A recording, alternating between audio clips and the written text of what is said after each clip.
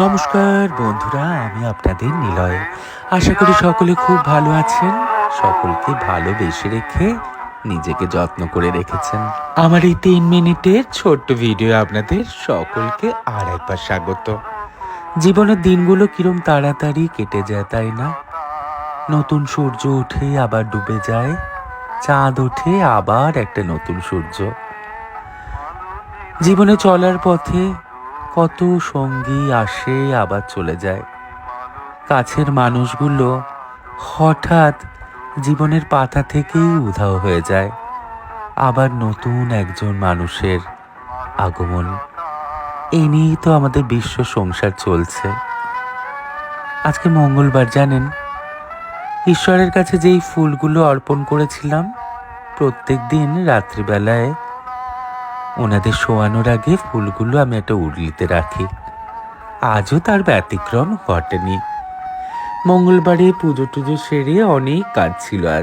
আজকে আমার বাড়িতে অনেক ফুল, কি যে সুন্দর লাগছে আপনাদের কি বলবো। ফুলগুলো সুন্দর করে উর্লিতে সাজিয়ে রাখলাম।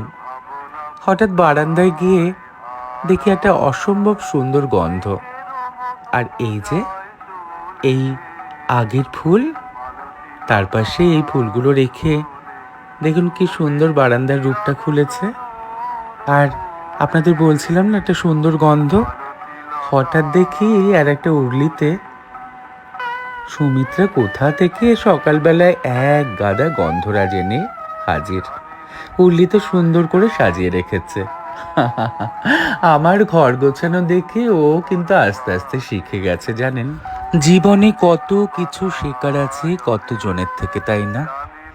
ইদানিং আমি হঠাৎ শুনলাম আমি নাকি মিষ্টি মিষ্টি করে বন্ধুদের সুবিধা নিই।